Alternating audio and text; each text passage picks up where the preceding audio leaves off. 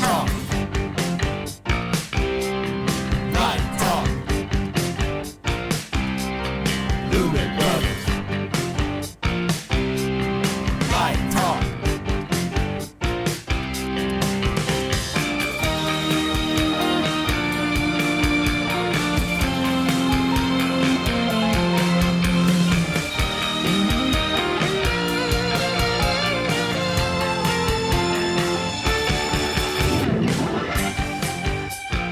Hey, this is Steve in Dallas, Texas. It's Wednesday morning, my friend, and you are listening to Light Talk. And this is Ellen, nose to the grindstone on the tropical island of St. Bart's, and you are listening to Light Talk. And this is Dennis, broadcasting from the beautiful North Shore of Long Island, New York on the Manhasset Bay. You are still listening to Light Talk. And this is David coming to you from the beautiful Belmont Shore neighborhood of Long Beach, California. And I just returned from whale watching in Alaska, where I saw a whole herd of whales. I don't think it's called herd, what are they called, pods, something like that. I saw whales give birth. I saw things that no one else has ever seen out on a ship. And if you don't already know, you are listening to Light Talk, and we are the Lumen Brothers And Sister. And that's right, Ellen. Welcome, everyone, to episode 488. Hey, David, about your little vacation, Yeah? You said you saw things that had never been seen before. That's what right. about the people on the ship? What have they seen that they never saw before? I think we'll save that story for a later episode. Since we have a guest here, we do not want to embarrass Mark. And speaking of Mark, we welcome our old friend Mark Ravenhill to the podcast. So, hi, Mark. How you doing? Where are you calling from, by the way? Hey, David. Thank you very much. Yeah, I'm in Nashville, Tennessee, as you may be able to tell from the accent. You're a Nashville cat. That's right. Cats. Yeah, that was awesome. Well, great. Well, Ellen, for our younger listeners who don't know about Mark, why don't you tell our listeners about Mark? I would be happy to. Mark is the director of German Light Products, which most people just call GLP, a leading global manufacturer of entertainment lighting equipment, and also runs the sales and marketing division of the company's U.S. subsidiary, which is based in Los Angeles, although, as Mark just said, he himself is based in Nashville. Since starting his career in entertainment lighting in high school, Mark has had the roles of lighting technician, follow spot operator, programmer, lighting designer, stage manager, technical trainer, product manager, technical director, and vice president of the Danish manufacturer Martin Professional. During his career, he has been part of the team bringing groundbreaking products to the market, including the Martin Mac 2000 range and the GLP JDC1, amongst others. Mark also serves on the board of directors for EVEN, the Events Vocational Educational Network, a nonprofit organization transforming the backstage industry by building a sustainable career pipeline to strengthen the live events industry and provide resources to aspiring young professionals from all walks of life. Mark has no idea how any other industry works, and that doesn't bother him at all. That's right. Mark, it is great to see you with your ever ubiquitous red glasses, and we are thrilled to have you on Light Talk. Thank you very much. Thank you very much. The It's great to glasses, be here. Mark, are great, are fantastic. They're fabulous. I want to tell you something. Before we get started, we're going to talk about some very cool stuff that you guys are doing at GOP. You were with Martin back when it was in Fort Lauderdale? Was that back then? That's right. Yes. Okay. Yep. So Yep. you probably remember that I was the lighting designer for that crazy Fort Lauderdale Baptist Church's Christmas pageant. And we used all Martin gear. I spec'd out all Martin gear, right? With some incredible people from Martin. And you saved me. And I want to thank you and thank Martin for saving me. You know, Gary Moss was there. George Valdez was my programmer. Incredible team. And everyone at Martin was great. So I'm going to just make this a public thank you to you guys because you rock. It's great. You know, as manufacturers, we're always trying to help support where we can and where we need to, and everybody's good at it, and it's great when it's appreciated. So I'm glad. Yeah. I'm glad. Awesome. All right. So we want to talk about EVEN and the work they're doing. And I know that other people we know, like Suna Routier, has been involved. And at LDI, we know about EVEN because we've been involved in the Autism and Entertainment group. And the woman, Judy Utah, who's the director of that, has included the Even staff in that. So you want to tell us a little bit more about what Even is doing and some of the projects they have going? Absolutely. And yeah, this is great. And you're right. You mentioned Suna. She's one of the founders of Even, along with a few others, Seth Robinson and Veda Briseno and Malik Grant and Stuart Burke and Harrison Lippman, who people may know from Vault Lights in Los Angeles. And it really kind of started during COVID times, working out how people could start to give back to the industry. At the same time, seeing a mass exodus of people from our industry as they, just wanted to put food on the table and keep a roof over their heads, and they went off to work in other industries, and a lot of them have never come back. So it was a number of different things. It was combined with the fact that, if you talk to a lot of school counselors, they have no idea that our industry even exists, and that there are now really viable careers in the backstage industry, be it as a rigger, be it as a lighting tech or an audio tech, be it as a pyrotechnician. There are all of these different career paths that are open now. So Even really started to help, let's say, hold the curtain open for people to come into the industry. And since that time, it's grown and grown, and we've exactly become involved with other initiatives as well. And yes, we are talking to Judy at Autism and Entertainment as well, and seeing how we can collaborate, because there are so many good non-profits in the industry really trying to help people and to expose the industry to a wider audience. How can people in the industry get involved? Well, a number of ways. We're always looking for people to get involved. So the Even is built around apprenticeships. We have a registered apprenticeship program, and that's registered with both the Department of Labor and the Department of Education.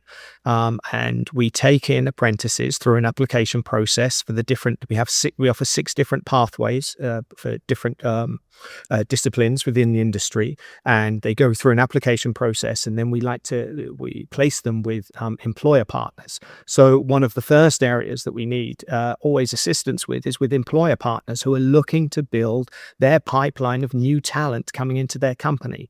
The apprentices will come in as pre-interviewed, so that we know that they have a foundation base for the industry, and they then get placed with employer partners in a program that lasts between 12 and 18 months. It's all about vocational on-the-job training in the traditional sense of the apprenticeship. They get paid, and they learn the job as they go, and then they get given supplemental education on the side, so that they come out as a fully rounded person understanding our industry. So the employer partners are a big part of it. But to help ensure that the apprentices get fully rounded, we hook them up with a mentor as well. So we're always looking for mentors in the industry as well, who will give up some of their time and some of their knowledge and guidance to these younger people as well, and just help guide them and help steer them and help educate them in the industry. So yeah, that's 2 ways. And then, of course, the other big third way is that Even is a non-profit. So anybody who just likes the idea of what we're doing and would like to donate, any donations are always gratefully received, big or small. And who's the new executive director? So that's Nancy Eckert, who happens to also be based in Nashville. And she joined us about 6 months ago, and she's doing a fantastic job. So she's our sole employee, and is ensuring that we are conforming with all that we need to do. We're tracking the apprentices and making sure that they stay on schedule. We're supporting our employer partners by enabling them to get any grants that are available to support the wage process, and just making sure that we're building a curriculum that is valid and relevant at all times. And this is a nationwide program? Currently, we're only in California right now. We have to build it state by state, but we are right on the verge of opening up into our next state, which is going to be Tennessee. where we have been working already with the Chamber of Commerce and the local departments of Labour and Education, and they're all ready to take us on board. We're green lighted. We just need a couple more bits of paperwork. So within the next month, we anticipate that we'll be making an official announcement that we're live in Tennessee as well. And then we have to follow on. But unfortunately, we can't just go federal or everywhere. We have to go state by state and get approval. Okay. Is there a website or something that the students can apply to? How do they reach out? Absolutely, yeah. So the evennetwork.org is the website. And you can also follow us on Instagram or on LinkedIn. We have social media sites there. And if the evennetwork.org, and up there is all of the information and the ability to apply as well. And right now we have an application open for some lighting technician placements that's going to be happening. So anybody who's interested in this and is based in California can apply right away. And we encourage them to do so. Would it be useful to you if we gave you some complimentary LDI conference passes for anybody that's in California and might want to come over? That would be amazing if we could offer that to some of our existing apprentices, because this is a new round that we're about to take in. So any existing ones, we have some fantastic students who would just love to be there. Yeah. Okay, let's definitely do that. Okay, thank you. Is there some sort of prerequisite for students to have? What sort of background is required? Or I'm sure you screen people as well, right? Yes, we do. Yes, we screen them in the first instance and do an interview with them. The founders, some of the founders, they take it in turns and do an interview with the applicants. There is no formal requirement. Of course, people coming through from maybe a high school where they have a significant program and typically a theatre-based program, they obviously can come in, hitting the ground running and having a solid foundation. But it's more about, we want to find the right people, and so there is no requirements for having had a formal education or having done a formal number of hours at a non-profit theatre or anything like that. It's the attitude and the personalities. They're the ones that we want to promote, and so we're keen to promote from every background, however they hear about us. And what's the age group that you're hitting? It's for 18 to 24-year-olds. And where are some of them placed now? So some of our employer partners in Los Angeles, we work with Volt Lights, we work with Fuse Technical Group, we work with 3G Productions, we work with Arcade Diversified. So there's some of the places that we have at the moment. And some of our apprentices that have already been going through the program have now been given full-time employment and are out working in those companies and touring and getting up to all kinds of escapades and adventures, which is fantastic. That's the end goal. That's great. Have you approached any of the trade unions, especially in Los Angeles, that Yahtzee or whoever that might be able to take some of the students in for training? We have had some discussions with IATSE. Yes, we have. Yeah. And we don't have a formal arrangement with them at the moment, but we have had some discussions. And we're open to working with everybody in every capacity. We're not, exclusive. And we're even saying, our training programs, if they exist, if other organizations can make use of them, then we'll happily, work with them to find the right solution. We're just all about promoting as many people into the industry as we possibly can. It's a fabulous thing. It seems like you're restarting something that collapsed in the 60s and 70s, this idea of a mentorship, of an internship, an apprenticeship. It's a craft, and we've lost sight of that, I think. Absolutely, I really do. And it's funny when you talk to people and mention the word apprenticeship, that a lot of people really latch on to that and go, yes, this is, I think so many aspects of our industry are not going to be taken over by AI. We need, real people there doing real jobs with real experience. You can't get AI to rig for you. We're going to need those people. So bringing them in, mentoring them, teaching them, and is just the best way to do it. Well, it seems this has been working effectively in the trades, electrician, plumber, carpenter, people who are highly skilled at what they do. That's right. That's right. And also today, when going to a 4-year college program is so expensive and a graduate degree, this is a great workforce program for people that don't have that opportunity. That's right. That's right, and that's a big part. Is as I mentioned before, it's taking people in from every walk of life, every background. There's no exclusivity to this in any way, shape, or form, and that was a big thing. Just holding the curtain open. We talk often about how many people got into the industry because of somebody they knew, and if you didn't know anybody, then you never even knew about the industry. So we're trying to break that wall down as well, and just make sure as many people know about it as possible. It's interesting. On last week's show, we had a conversation with Tom Kenny, and Tom was telling us that he got started when he was 12 or 13 and didn't really have a musical ability, but his family did. So he'd go to concerts and stuff, and at one of the shows, he was asked to help push around some boxes.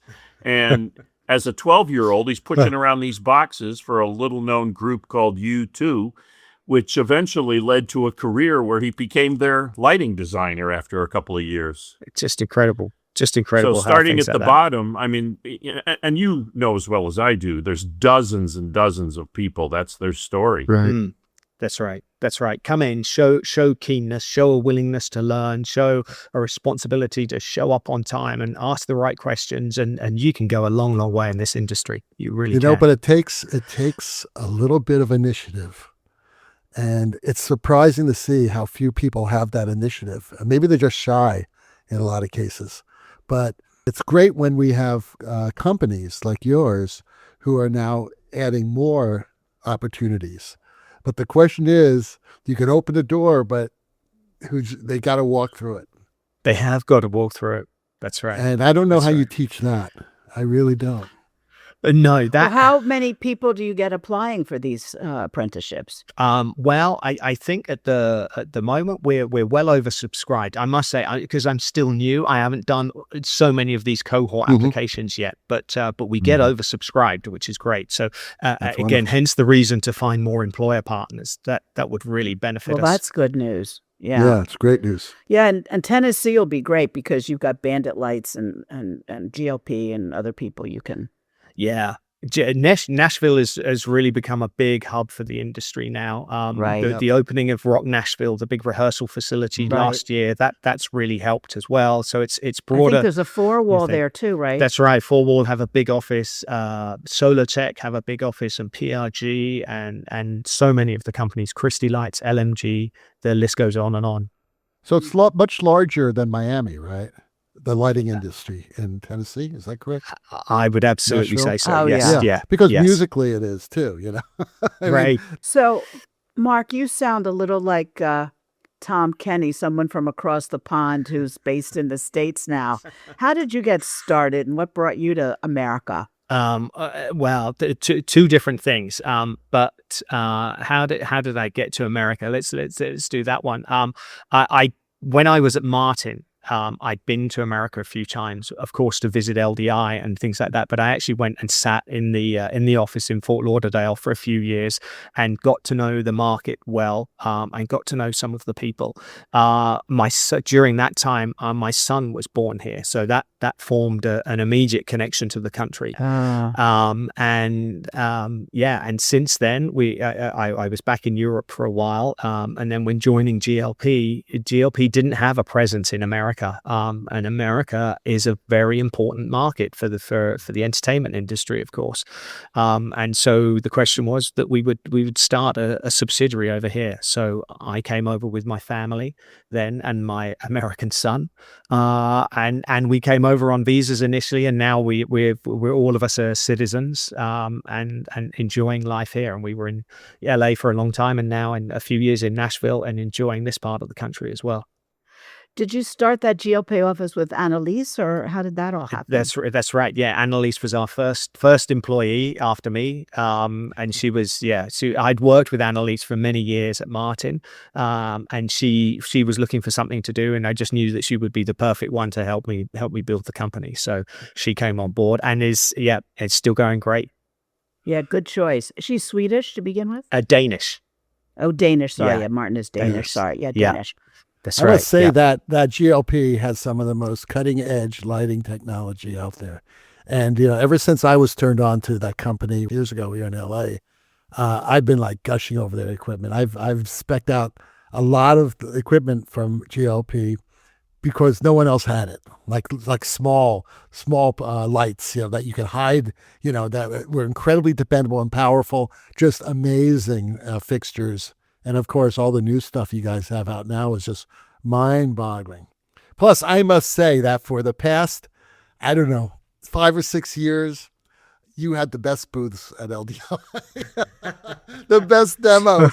Matter of fact, you once drove Stan K out of the booth because your strobes were strobing so much, he almost went into an epileptic seizure. Okay. So I think it was more brain damage with Stan. But anyway, Right. I must tell you, it was hilarious. But that being said, really, I just love looking at the equipment you guys create. Is just amazing. Amazing tools for a lighting designer. So Wow, for our thank young you. listeners, check it out. Really, it's a wonderful stuff. Yeah. Well, you also have tours. I mean, your outreach is excellent. You have a tour going out soon, don't you? That's right. Yeah, we have a tour going out at the moment where we are going around to different cities, and it's a thing that we call the Licht Lab. Licht being German for light, where we take younger people in for a couple of days, and they get to learn a whole bunch about not just GLP and the technologies we use, but some of the wider industry things as well, like GDTF files and MVR and some of the new technologies coming in. And we spend a couple of days with them. It's a small donation is all we ask for, to either even or behind the scenes, two of our great non-profits in the industry, and then we feed them, we teach them, we get a guest speaker in. There's a lot that happens there: networking, relationship building, and everything. So yeah, that's great. And we're coming to New York soon, and then Nashville next. I just think I see a whole movement happening over the past 10 years. And Steve, you may want to, comment on this. I all started with Verilight a long time ago, when they were just doing rock shows, and then they're realizing, hey, we need to turn out the younger generation, the students who are learning lighting, into this equipment, turn on to, and as a matter of fact, I believe that you were talking about that last week, about how important it was for the music lighting industry to come in and start teaching theatrical and live entertainment lighting designers.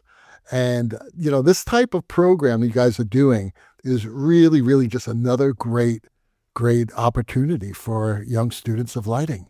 I think it's just, before it was like, no, theater. Now they, don't make enough money on theater. Let's focus in on just music, on live and big shows. But now you guys are like expanding. It's so great, for the educational process of these students. So Yeah, absolutely, and kudos. it's important. Thank you. It's important to us as well that we do this, and we often talk about how much all of the different factors of the industry all work together, and we all rely on each other, and we all depend on each other. Manufacturers depend on vendors, and designers depend on vendors and manufacturers to make the new gear for them, and so on. It's a whole cyclical arrangement, and so ensuring that we don't just get stuck within ourselves, and ensuring that we're constantly bringing new people into that is important. It really is. So those of us who have been in the industry for a while, which is everybody here, we've certainly seen a lot of technological changes over the years.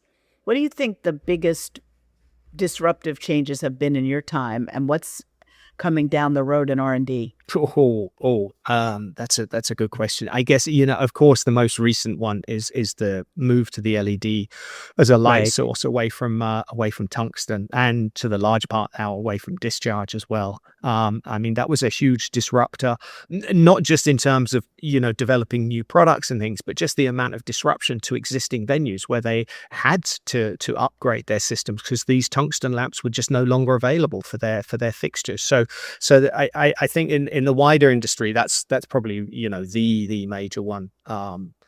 recently. I think the next one that's going to cause a certain amount of upheaval is it's being driven out of the EU, and it's all to do with cybersecurity.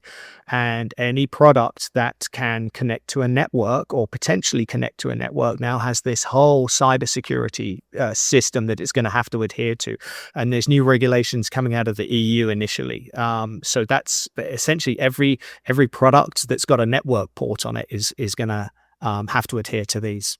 There's not something to do with the fact that the LED, the light, is sort of secondary to the fact that it's an information chip, and that you're really passing information along the way, and that it lights up is nice. Is a secondary Secondary. thing. Yeah, that's right. Lighting up is secondary. No, it's true. It's I true. love It's it. really an informational chain. It So is. that's why you have to really protect it. Yeah, that's right. But I mean, that's a little bit, that's a bit more of a technical, a bit of a boring thing. In terms of sort of what technology is that we can use, I think, we're seeing improvements all the time still with LEDs. I think we're going to start to see new implementation of AI into fixtures as well, and new technologies coming in. So I think we're on the edge of a whole new gamut of potential technology that's going to be coming into fixtures that we haven't had before. Hey, David, you keep talking about the console you can talk to. Who needs the console when Yeah, you can the talk lights. to the lights? There are too many of them to talk to. I only have one console. I don't want to talk to 600 moving lights. Oh my God. You've got a cell be great. phone. Right. That's all you're going to need in the future. You got to Right. name them. How are you going to name them? The 600. I don't know. You might not have to anymore. All the minions are named. That's You true. can name your lights. Name your lights. There you go. That's right. I'm still having a hard enough time with Alexa, right? Please, I don't want any more. I don't want to talk to anybody more. I'm done with talking to people. And, You also have to and talk to machines. Siri. I talk to Siri every now and then too. Yes, that's unfortunate too. Oh God, You know, she heard I me that. I drive an old car, and I don't have a car that you can like connect your phone to or anything, or a screen. So I get in my daughter's car the other day, a brand new Honda, and she says, "Plug in your phone." I plug in my phone, and it says, "Who do you want to talk to?" I don't know, Mark Ravenhill. So you say, "Siri, connect me to Mark Ravenhill," and his phone rings. And then it's like, "Do you want me to record this?" "Yes." "Do you want me to send it to your email?" "Yes." And I'm like, "Oh my God!" And then it says, Dennis Size is calling on the other line. What should I tell him? Tell him I'm on the phone with Mark. I'll be there in a minute. Tell them to piss off. Hello. It's like, how do you drive when all this is going on in front of you? It's like, Most software is programmed to tell me to piss off already. That's Yeah, true. I can relate to that. but I'm assuming that the lights are going to respond the same exact way, Right. Speaking of pissing off, I think Mark has solved the problem. We're talking about how do we break into the industry? Who do we talk to?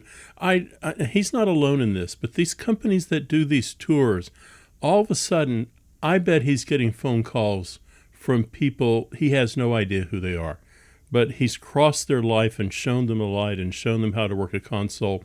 And now that 16, 17, 18-year-old has a connection in the industry. They can call these people up. I'm always amazed by that because what I have found is so many people are willing to share knowledge with you, but most younger designers are afraid. They just don't know who to talk to, or they assume they would never want to hear from them. By that extra effort of taking their product into New York or LA or Dallas or Detroit or Atlanta or wherever, there's going to be a whole generation of people who realize they do have a voice and someone's going to listen to them. So I think this tour is just an amazingly good thing for people. Yes. Yeah, it's great. And on that subject, just jumping back to Even as well, when we have people contact us and say, "I'd love to be a mentor," it's incredible the number of that are coming through. And again, they want to do exactly that, Steve. They want to share their knowledge. They want to tell people what they know. They want to hand the baton on to the next generation. And they're always keen to do that. And you're absolutely right that the younger generation always feel a bit, well, I can't talk to them. I can't approach them. They're, godlike lighting designers. Whereas if only they knew, if they just made that first contact, then they could ask any question they wanted. Well, I think as you reach out more and more and it becomes more, people are more aware of it, it's going to grow and grow. Even as you tell me about Nashville, in the last, I don't know when you're launching the program there, but in the last 4 or 5 months, I've done 3 different studios for different clients in Nashville. I'll be more than happy to hook you guys up with them so that some of your apprentices can experience those new studios, especially since it's not just lighting. You're doing lighting, audio, video, a number of disciplines. And that's just great. I mean, it speaks volumes about GLP and the outreach that you guys have done for years, not just in your products, but now in the actual training of our future generations. So kudos to you. Thank you very much. Thanks. We're proud of it, and we want to continue building it and continue inspiring for the future. Yeah. What do you do in terms of USITT or LDI for outreach? What do we do for outreach there? Yeah, or what would you like to do?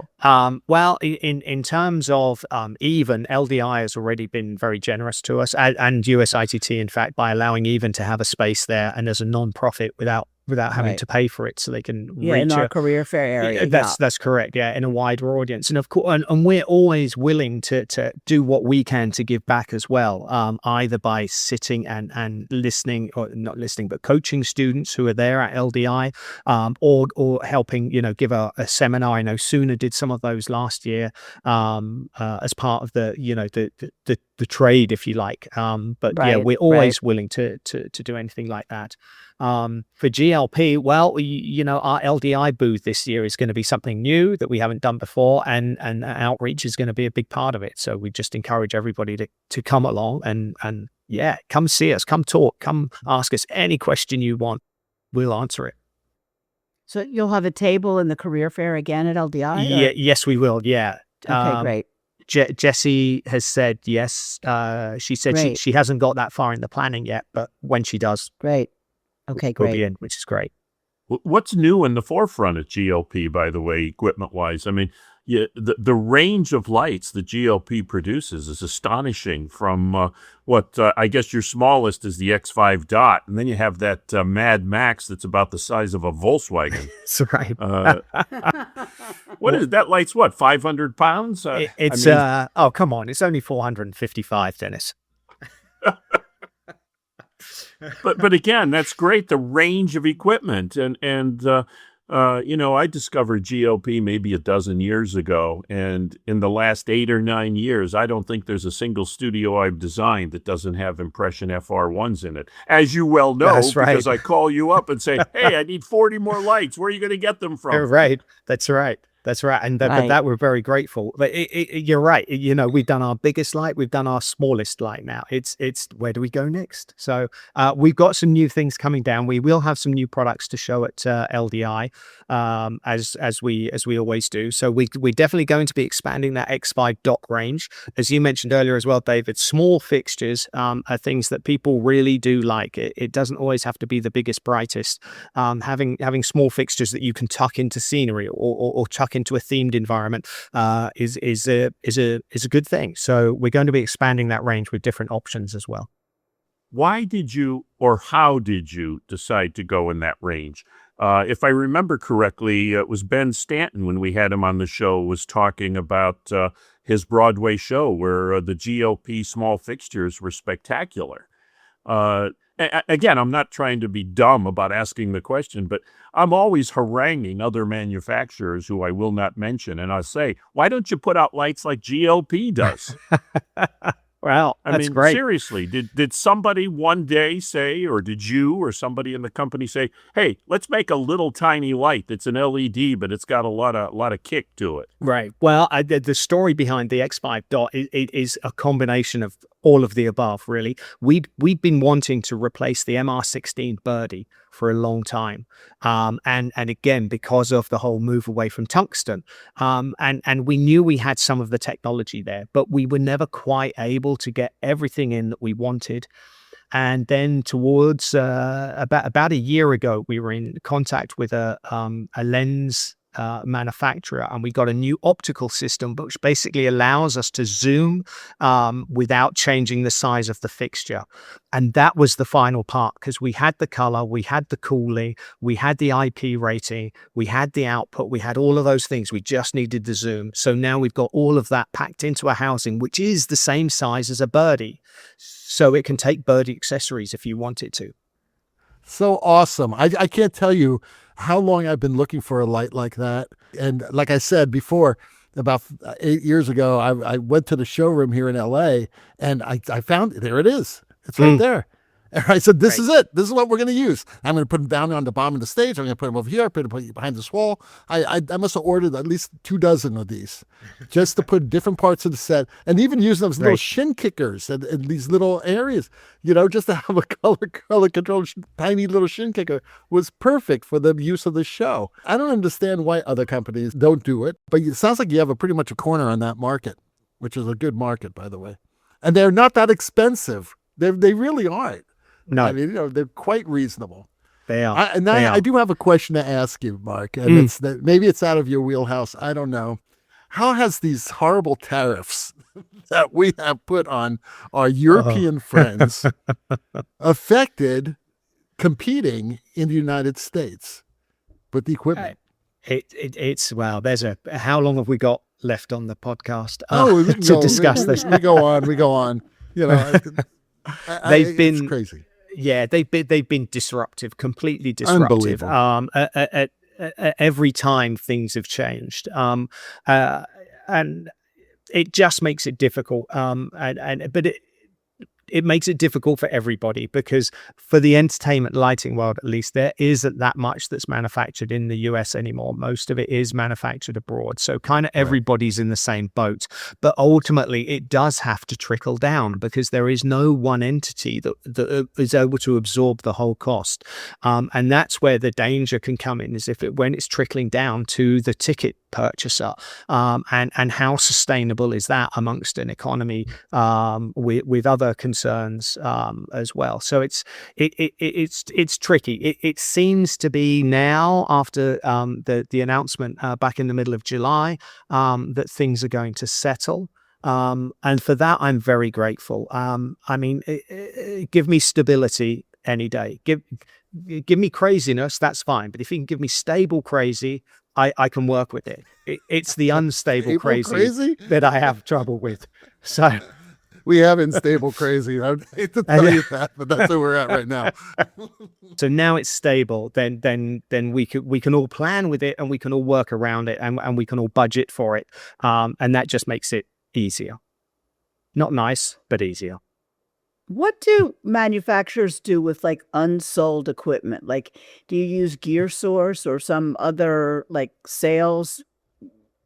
Like at the end of a season or 2 seasons or 3 seasons, if something new and exciting has come out, but there's unsold inventory, where does it go? We take it all home for Christmas and Halloween. I think put it on a barge. You send it out. Bury it. I don't know. That's right. If we planned well, then we don't have too much left over. And we've planned our manufacturing, and of course we scale down. We can feel when a product is not as popular as it used to be, or that we're replacing a product with a newer generation of our own. But we always keep some products hanging around to keep supporting the existing stuff in the market. And at some point, yes, there is always going to be some leftover units. And typically, what we do there is we're in contact with the colleges around the country, or the high schools, or the people who they're trying to educate their students to come out into the world knowing the latest equipment, and being able to walk up to a production desk with knowledge and know-how, and be able to contribute to the conversation. But they're challenged by just not having the budgets and not having the ability to go out and buy the latest moving light and the latest digital audio desk and the latest MA3 and the latest EOS, and they just can't do it. So generally what we do is we will donate fixtures to colleges and educational establishments. That's great. I'm sure that Steve will agree with me when I say that one of the great things that Verilight said way back when I was teaching at SMU was a big part of why they did it.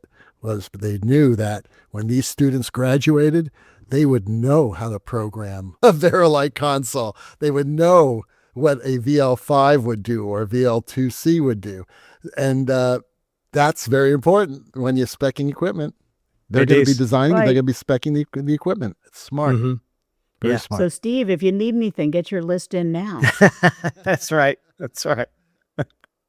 And we do, it happens, at different times throughout the year. It's not themed around, the end of the Right. financial year or anything like that. It really is themed around when the product has reached its end of life. And we suddenly look Sure. at these and go, okay, these have just been sitting here for 6 months now. We really need to get these to, not gathering dust, but being used.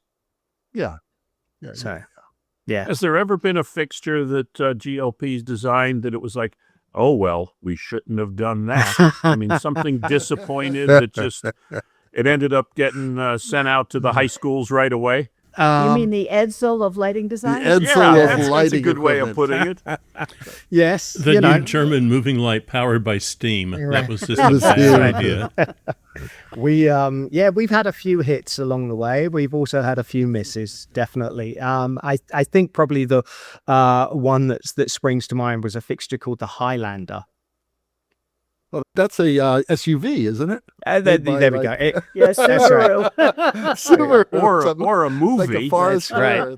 I don't know. All of those things spring to mind, but not the light. So that just shows you. Why on earth would a German company name it after a Scottish thing? I mean, That I don't know about. That's a question for one of our product managers. But it was absolutely, that was the inspiration for the name, was that Scottish movie.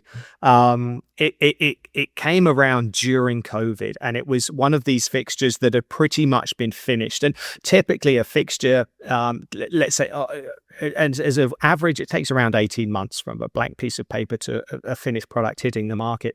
And this had all been developed and it was ready to go right leading up to COVID. And then COVID happened. And then by the time we came out of COVID, technology had moved on. This was a discharged lamp fixture. So they were all pretty much forgotten. By that point, LEDs had taken over and it entered the market as a non-starter. So yeah, that was the most recent one, the Highlander.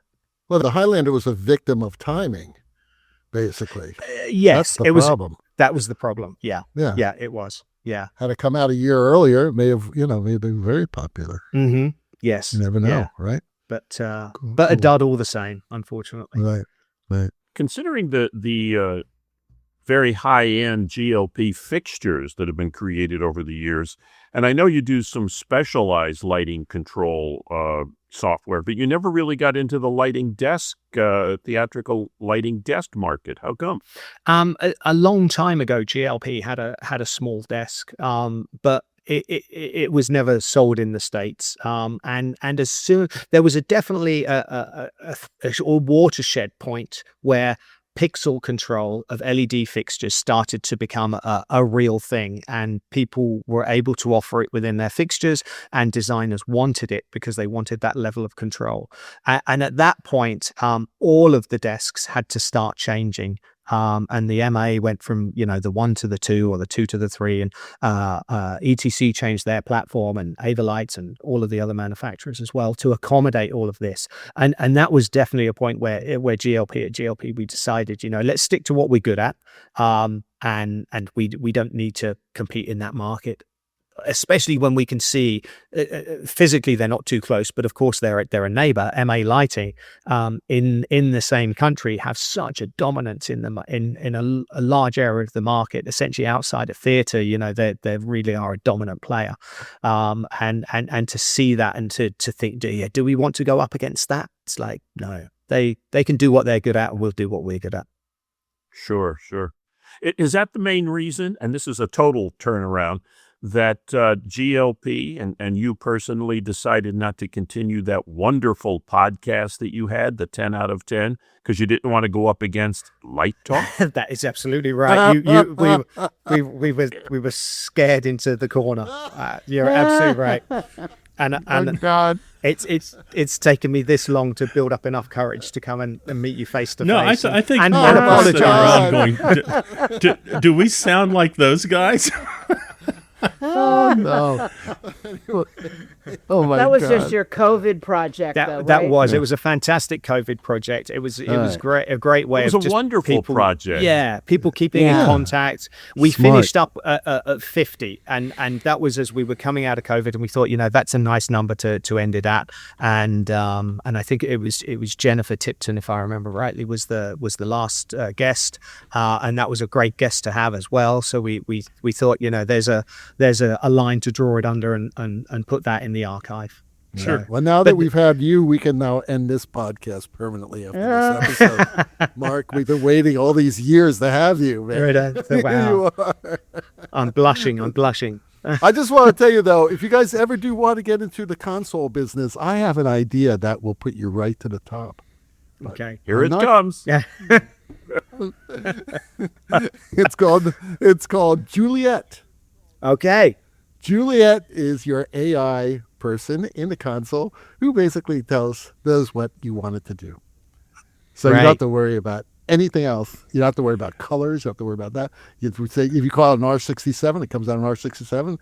All that happens by magic. Just by Immediately. The problem with Juliet, though, Juliet sees a problem and immediately plunges a dagger into her heart. Well, she probably knows better than we do. Listen, I'm so beaten down by Snoot. I will take anyone's advice right now. She's trying to deal with the lawsuits that are coming from the boat last week, okay? We have tons of lawsuits coming in. Okay, but I don't want to talk about that. So, Mark, what do you think in the next 20 years? What is the holy grail for the concert touring industry? Wow, what a huge question. 20 years is a long way ahead. I mean, if I'm we not think going to be about alive. Oh, sure. Me either. In this business, 20 weeks is a Well, long this way way. you're not committed to some kind of wonderful product that you're releasing in 18 months from now. But That's true. What is there something out there that they're longing for and it's just too expensive or too exotic or I don't know. I mean, there's always the next thing, and the next thing generally we get asked for, smaller, brighter, cheaper, faster, quieter, all of the above, and I think that is going to continue for sure. I think consistency, quality, reliability are key things that just need to continue no matter what happens. If it's a digital light or if it's an analog light of sorts, it's just consistency is a big thing, and getting that right. I think it's going to be interesting. We see it in music and in fashion that every 25 years or so things come back around. The revolution happens again, and so I think that's going to be interesting to see what happens in our industry in that regard as well. But for sure, there's going to be a huge amount of technology taking over. The workload is going to be reduced. People are already talking about, how safe is the programmer's job if the designer can just talk directly to the console and say, hey, Who's make talking about that? I've never heard anyone talking about that. but just make this a nice ballad in blue. No, make it faster. No, add some red. Just and doing these, it's going to be interesting how the whole AI discussion is moving extremely quickly at the moment as well, and how it's going to affect things. So I haven't got a single answer that I could give you, unfortunately. It's a bit of everything. No one does. No one has. Yeah, an we don't answer. know. We don't know what's going on. I have a genie bottle right here. All right, and I'm going to rub it. I'm rubbing it. Look. Oh my God. The genie, it's popped out. It's You out. know what she said? She says that this is Jennifer, whatever her name is, and it went up, right? And she said, "Find a better job." That's what she said.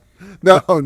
But I think AI is going to be like anything else. Kids that grew up with computers were miles ahead of us. So the next generation is going to grow up with AI. And when they say, it's like we're already behind. It's like people of our generation we're like trying to learn it, and they just intrinsically know it. But that's interesting. So maybe this isn't part of the podcast, but I found out yesterday. Well, I already know that they've stopped teaching cursive in schools these days, which I thought was just amazing. That's been going on for a while. Right, and I found that amazing. I hadn't realized scary. that. It was That just, is really scary. yeah. But you're also in Tennessee. Oh, wait a second. Don't knock Tennessee. Aren't you from Tennessee? Steve, you're from Tennessee, aren't you? I have a summer home not, I don't know, 75 or 80 miles away from Mark. What is Okay. your favorite restaurant in Nashville? My favorite restaurant in Nashville. I'm never here enough to go to a decent restaurant, but No. Hattie B's is great for the to choose the easy one for the chicken. Yeah, I just want to know where you're taking me when I come and visit you. we'll find somewhere great. We'll absolutely find somewhere great. There's lots of good I like places around. Nashville. Nashville, it There is is. nice. There's a lot of great stuff there, there. there is actually there's an Indian place down in the Gulch, and I can't remember her name, but she was like a celebrity TV chef, and she opened her own restaurant down there, and it's Indian, Asian, Tennessee fusion. It's great. It's really nice. That's LB, awesome. I was in Nashville in 1989. Maybe we'll get back there someday. Maybe. Well, you're on the way. Now we're on the road again. You're heading in New the right Orleans, direction. not too far. Yep. That's right. Well, the rocking sounds of the Luminoids tell us that once again you've spent another morning listening to Light Talk. You can hear our show on just about every podcast site out there. Check out our website at lighttalk.org, and don't forget our new Instagram site at Light Talk Podcast. And be sure to follow us on Facebook and subscribe to our podcast. That way you will not miss a second of Light Talk Insanity. No guarantee is offered regarding the accuracy of any statements or opinions made on this podcast. However, If you do decide to litigate, you will have to deal with me, Snoot from the Snoot Group. And don't get it twisted. Just because I married one of these losers does not mean I will go easy on you. So don't with me. Light Talk coming to you from the beautiful Belmont Shores neighborhood of Long Beach, California, the tropical paradise of St. Bart's, Music City, USA, Nashville, Tennessee, which I love that city. Great music, great barbecue. The Lone Star State and the entertainment capital of the world. Well, not really. New York City, I guess.